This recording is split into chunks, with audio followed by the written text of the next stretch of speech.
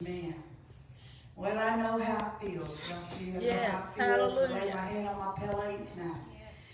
and just know that I've lived a good life, and if the Lord calls, I'm ready. Now, I have instructed my children what to do should that happen. They're to cry 3 days. I mean, don't laugh. Just don't laugh about it. It's going to be sad. But then they're to get up and start living. Amen. Because I'm going to be living. I just started living when I cross over. But I'm so glad that I know how it feels. Praise God. God is such a wonderful God. And you know, we take so light. We read these scriptures so fast. You know, I heard one preacher talk about Samson and Delilah. And he said, you know, Samson went down to see the harlot, dumb.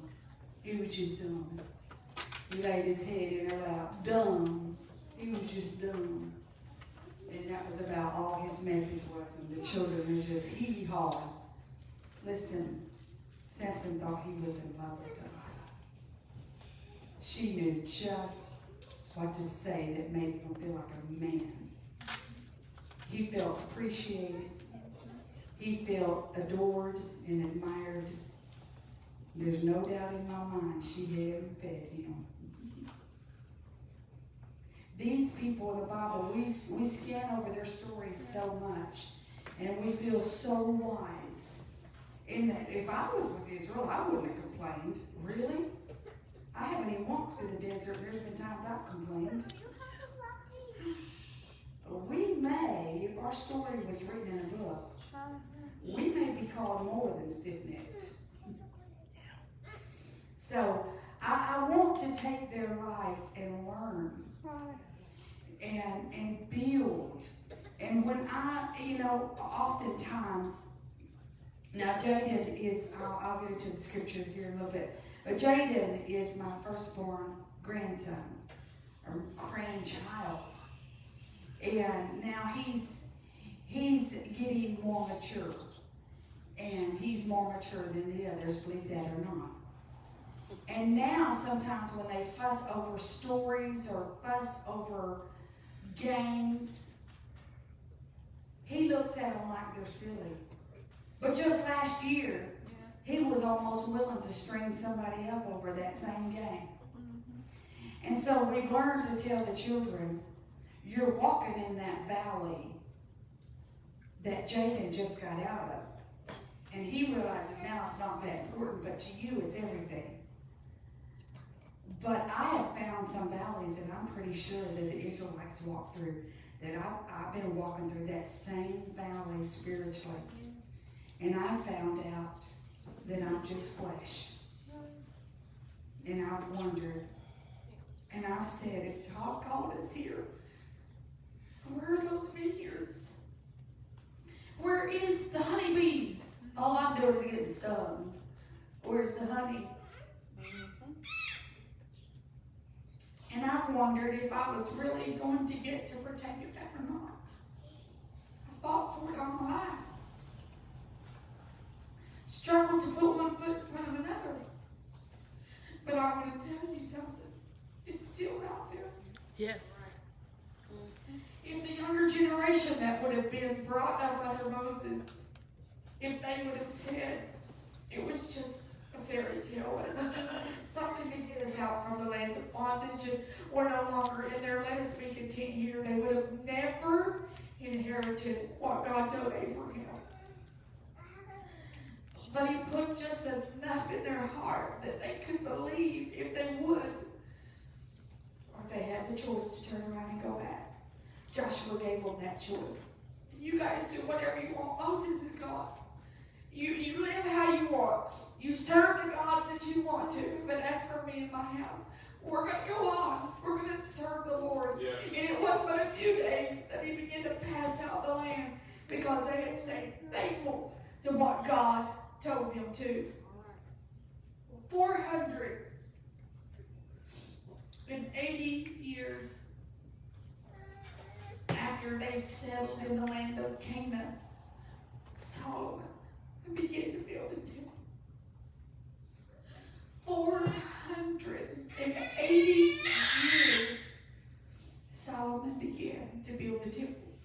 Up until then, what they had was curtains that they had, the tabernacle of the wilderness. But David desired to have a temple to go to that would be symbolical of the tabernacle that they had in the wilderness. If you have your Bibles and you want to turn with me, I want to go to Psalms 127th chapter and the first verse 127 and the first verse. Except the Lord build the house, they labor in vain that build it. Except the Lord keep the city, the watchman waketh but in vain. And I want to stop right there, and I want to go on, and I want to go to 1 Kings. 1 Kings, the 5th chapter. David has already passed on. He has given the kingdom to Solomon.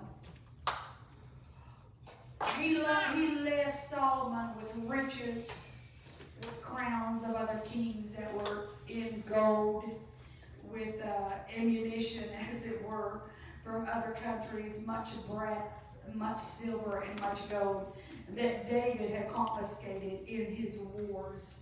And not only that, he probably was a wise businessman and had traded for some of it. But a lot of it was war booty that they absolutely bankrupt some nations when they went in there to conquer them. And they brought back the riches to Jerusalem. And David desired to build a house. It was in his heart to build a house. But God told David that he couldn't build the house because he had shed too much budget. David was a warrior. He knew how to lead men. And David had peace among the countries for many, many years. When he handed the throne to Solomon, it was in a time of peace. Hiram, king of Tyre, sent his servants to Solomon, for he had heard that they had anointed Solomon king in the room of his father. For Hiram was ever a lover of David. And Solomon sent to Hiram, saying, Thou knowest how that David my father could not build an house unto the name of the Lord his God, for the wars which were about him on every side, until the Lord put them under the soles of his feet. But now the Lord my God hath given me rest on every side, so that there is neither adversary nor evil occurrent. And behold, I purpose to build an house unto the name of the Lord my God, as the Lord spake unto David my father, saying, Thy son, whom I will set up on thy throne in thy room, he shall build a house unto my name. So Solomon began with the abundance of what his father had given him and the friendship of King Hiram. Solomon began to build the temple of the Lord. This was not the only temple that had ever been built to gods. This was a special temple made to the only true and living God. But there were other temples that people went to worship. And they worshiped their gods, and they had sacrificial altars in their temples that the Bible said that they put their children upon and sacrificed their children. And there were many other things that were in those other temples, but this temple was built to the creator and maker of the world. This was in his honor. This was in his name. This was built by the people that he chose. And here David is saying, or Solomon is saying to Hiram, I want, now therefore command thou that they hew me cedars out of Lebanon, and my servants shall be with thy servants, and unto thee will I give hire for thy servants, according to all that thou shalt appoint. For thou knowest that there is not among us any that can skill to hew timber like the Sidonians. And it came to pass when Hiram heard the words of Solomon that he rejoiced greatly and said, Blessed be the Lord this day, who hath given unto David a wise son over this great people. So there were foreigners, as it were, heathens, as I would call them, that was helping getting all that they needed for them to build this temple. After that, Solomon had spoken to the king of Tyre, Solomon raised a levy of all Israel, and the levy was 30,000 men. And he sent them to Lebanon, 10,000 a month by courses. A month they were in Lebanon, and 2 months at home. And Adoniram was over the levy, and Solomon had 70,000 that bear burdens and 80,000 hewers in the mountains. They were trying to get an enormous building built that they could worship their God. Besides the chief of Solomon's officers, which were over the work, 3,300, which were the bosses of those that wrought in the work. The king commanded, and they brought great stones, costly stones, and huge stones to lay the foundation of the house. And Solomon's builders and Hiram's builders did hew them, and the stone quarries. So they prepared timber and stones to build the house. Now, you will, if you remember, the scripture will tell us that they fit together these stones while they were in the stone quarries. They put these stones so that they would fit one upon another precisely, so that when they brought these stones into Jerusalem, there would not be a sound of iron or a hammer in the building of the temple. They considered it such a holy place that they would not allow noises in the place where their God would abide among them. The house that Solomon made, he made windows of narrow lights. It talked about how that he made doors and chambers and winding stairs, and he covered the house with beams and boards of silver. He built chambers against the house, 5 cubits high. They rested on the house with timber cedar.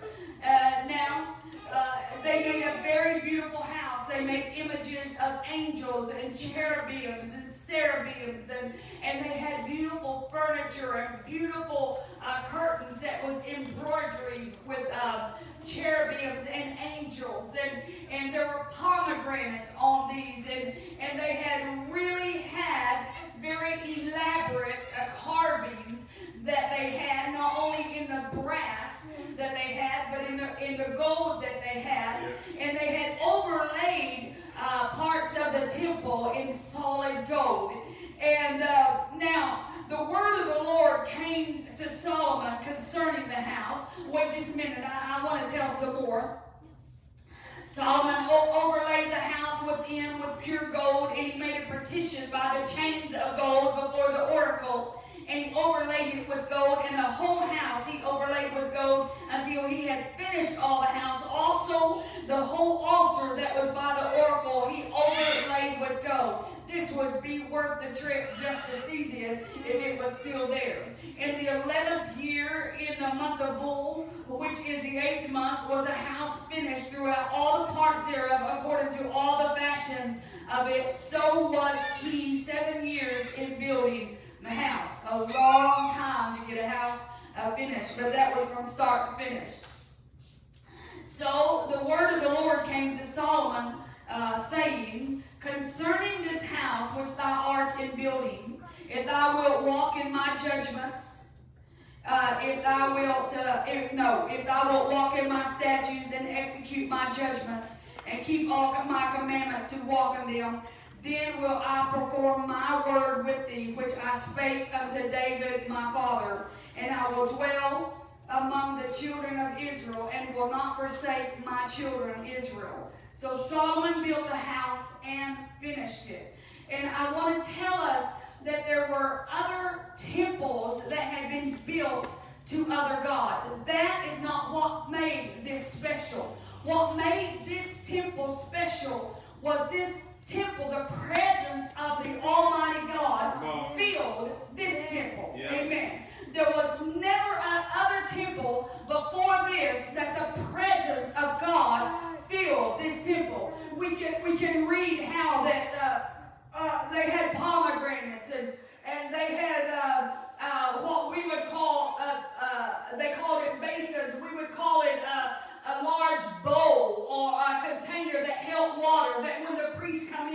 they would wash in this water before they went on to do their religious ceremonies. But that's not what made this temple great. It wasn't the brazen sea. It wasn't the holders that held water so that the people could wash before they came. But it was what made this temple special was the presence of God. Yeah. That entered into this sanctuary, and the people sanctified themselves before the Lord.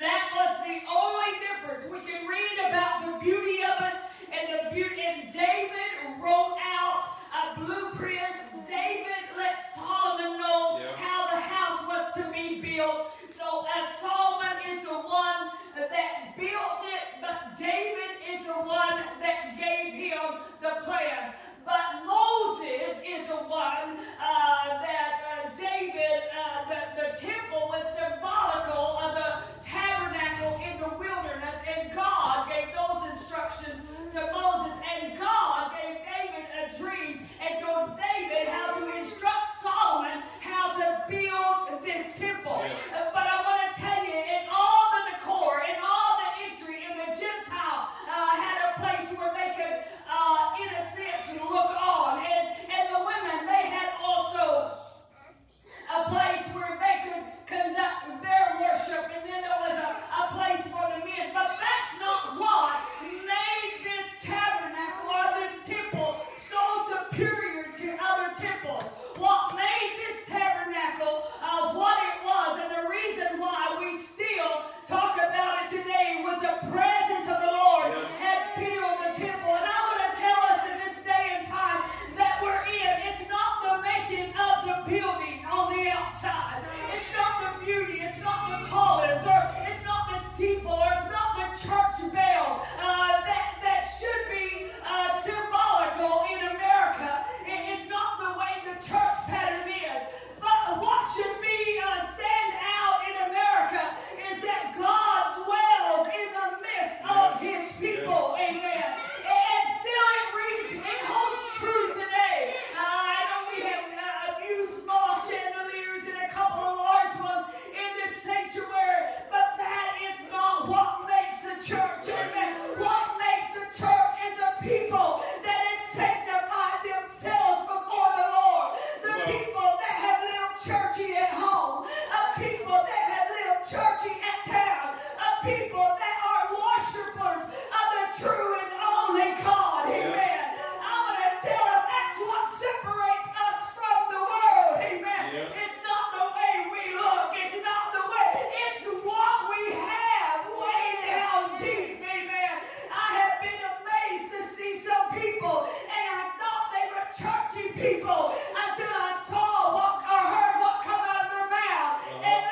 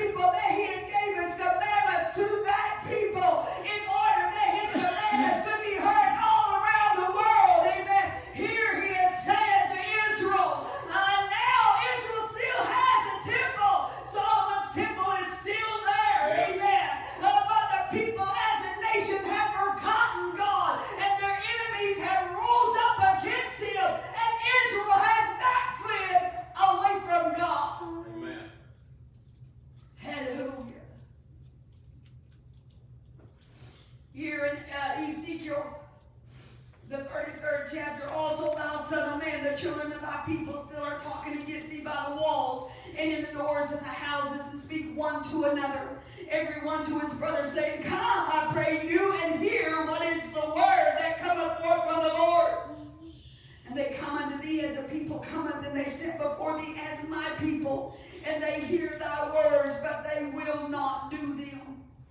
For with their mouth they shew forth love, much love, but their heart goeth after their covetousness.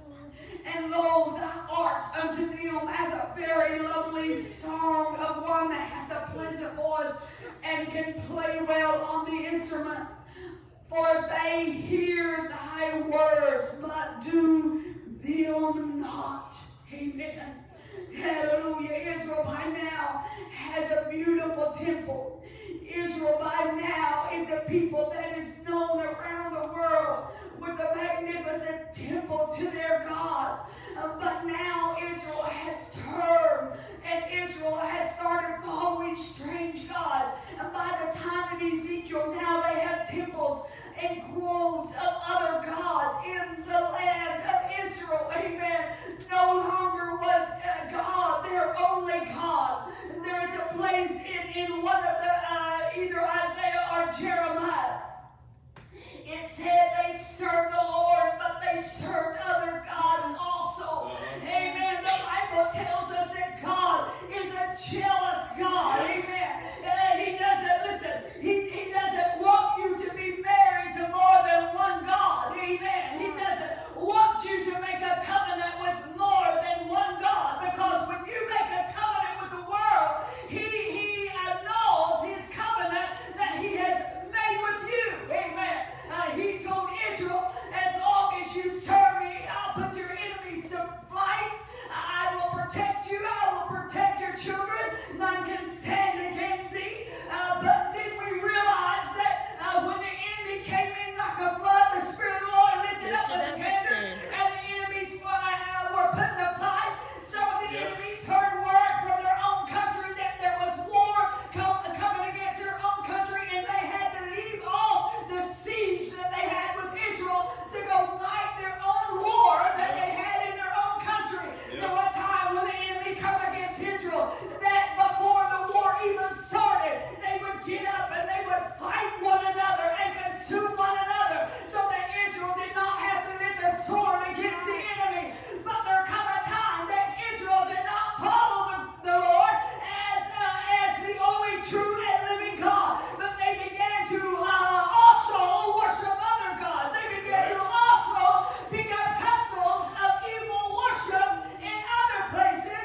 and then they found a time that their children was taken captive to other lands. Why? Because they forsook the name of the Lord their God. Because when they went in the temple to worship, they did not worship with all of their heart. It was as a lovely song. It was at a place of rest. It was like a place of fortitude. It was a lovely place, but it was not some place where their heart was all in it. Had Israel stayed close to God, had Israel been the nation that was serving the only true and living God, Israel would never have lost their government.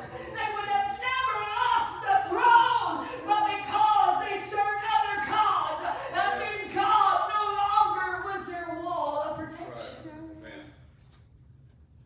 Israel did not become Israel because they were a large group of people. Because the Bible said they were least. But God had chosen them. He loved Abraham, and he loved Isaac, and he loved Jacob. The Bible said in Deuteronomy, I believe it's Moses here is talking to the people in Deuteronomy, the 7th chapter. The Lord did not set his love upon you, nor choose you, because you were more in number than any people, for you were the fewest of all people. But because the Lord loved you, and because he would keep the oath which he had sworn unto your fathers, hath the Lord brought you out with a mighty hand, and redeemed you out of the house of bondage from the hand of Pharaoh, king of Egypt.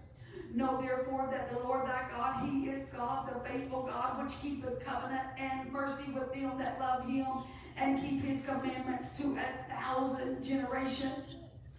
and repay of them that hate him to their face, to destroy them. He will not be slack to him that hateth him. He will repay him to his face.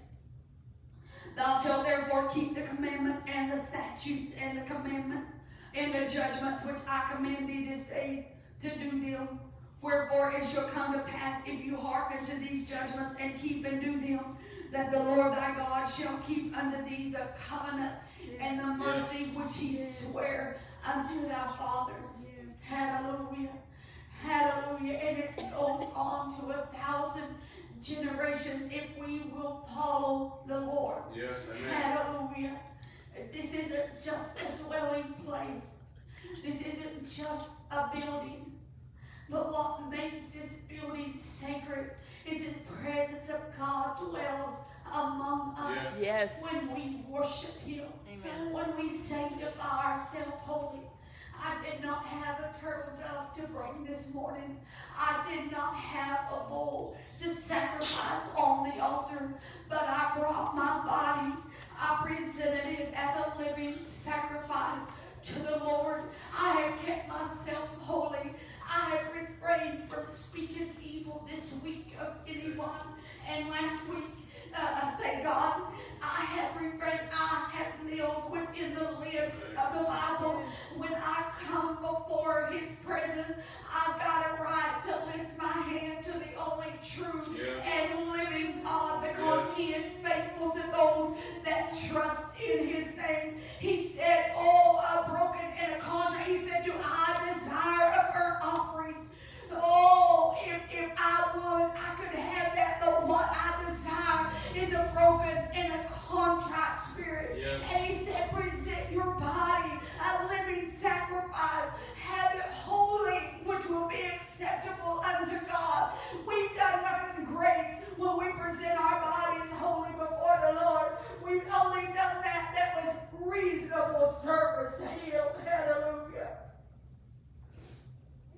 Solomon's temple was great. I'm pretty sure that had it still been standing, I would have considered going over the water or in the air to see that temple. But it's no longer here. But the houses that have been put up across America and other places of the world, that's been made by the hands of man, when they're dedicated to the Lord, and when the people worship in them, that's what makes a difference. You see, our God isn't a God that we built with our own hands and we put in a corner or in the center of a room, something that we can touch and feel. But our God is something that lives in our hearts. Yes. Amen. That can keep us from reaching out and partaking of the world. That can help us to abstain from worldly lusts and the things that are in the world that would destroy our souls. That's the difference here. That's the difference. There was a time that Israel wholly followed the Lord. And there was a time that as the Spirit of the Lord began to move, a thick cloud would fill the temple so much that the priests couldn't stand to do what they needed to do for the thickness of the cloud or the presence of the Lord. But then there come a time that it was just a ritual, that Israel was just going to the temple because that was what was expected of them. Amen. And they did not come with all of their heart, for they served other gods on the side. They loved God. The Bible said they loved God, but they also served other gods. And there come a time that God said, I'm tired of it. Right. Don't even pray anymore. I'm tired of your prayers. You don't really mean it. You're not consecrated to me anymore. Amen. You're coming to me and you're serving me with your lips, but your heart is far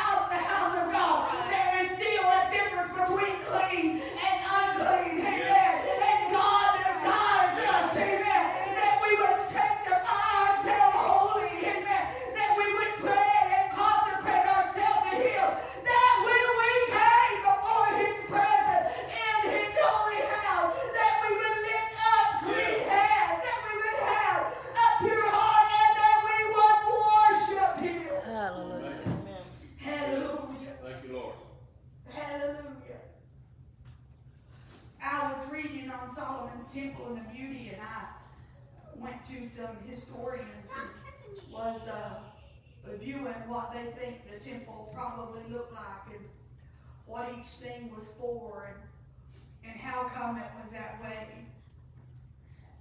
And I started looking up scripture and reading about the beauty of pictures. You know, it was just computer pictures, so it really didn't do it justice, but it was beautiful even at that.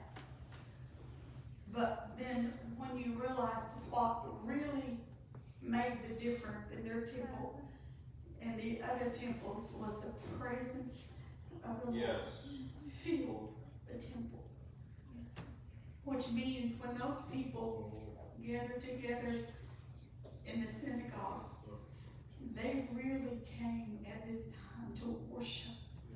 Not to see each other, not to talk to each other. But while they were there, they worshiped.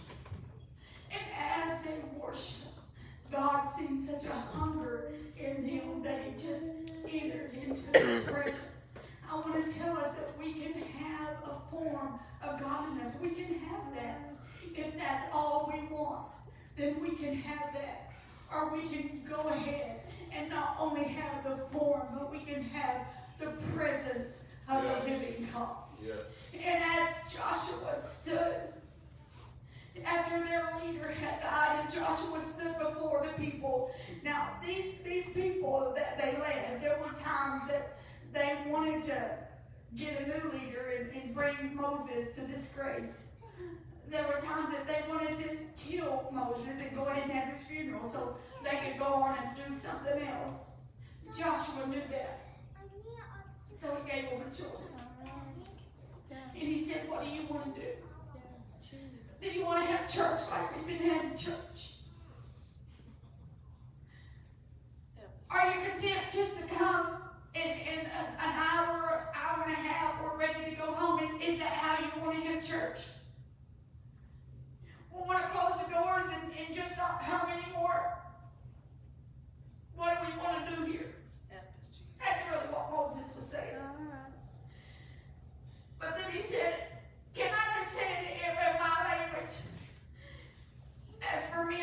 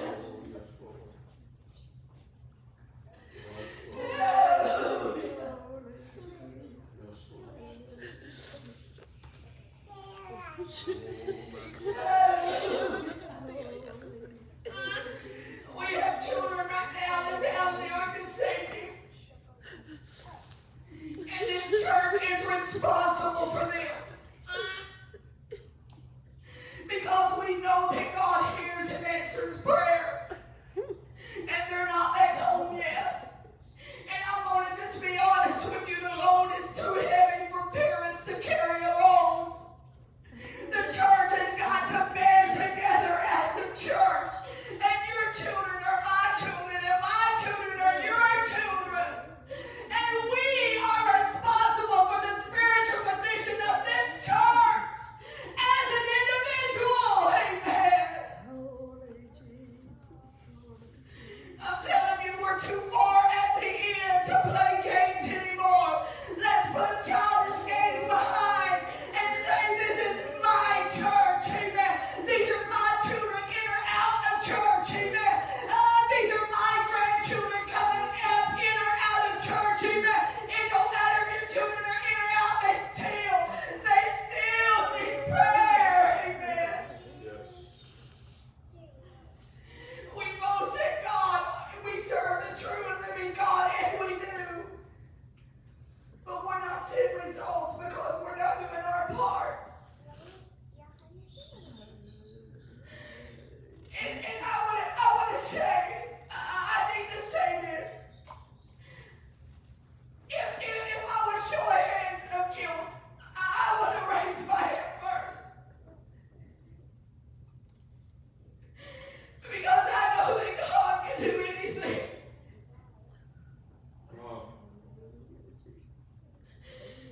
Hallelujah. If my people, I will hear and I will heal the land. So if that's so, then God is not hearing his people. And that's why he's not healing the land. Because he is not hearing his people. We can make excuses for ourselves all we want, but the bottom line is we're already getting more in the grace of God than we're paying for. We're already getting more blessings than we deserve. And God said that we could have more if we had asked for it. And he said it was his good pleasure to give us the keys to the kingdom of heaven. And if ever there was a time we need some keys to unlock some things, it's in the day and time that we're living in right now. This beautiful, wonderful temple that Solomon made, a temple that made other nations shake. It wasn't the building of the temple, but they knew when that temple got built that those people were going to serve God, and when those people served God, they did not have a chance to overthrow them anymore. But after a few years, then the people wore off, and they wondered if what Moses said, if that was really true, if Moses even had been alive, or if it was a fairy tale that had just been brought down through the line. And they served other gods. And today, Israel's morals is no better than anybody else. Their church attendance is no better than anybody else's in the whole world. I was listening to some testimonies from Israel. And DHS has so many children that they don't already have enough homes to put them in because the parents want to party and they're too young to stay at home all the time. And I want to weep for Israel that they would have to have such a government service among them. Where's Mama? Where's Grandma? What happened to them? But then I look at this God-blessed country, and I see that we're far away from where we need to be too. And we serve the only true and living God that can change things. If we'll change things, we gotta pray. Listen, everybody, this morning, I hope I've encouraged you to make a new commitment for Christ. Let's everybody this morning come in and pray.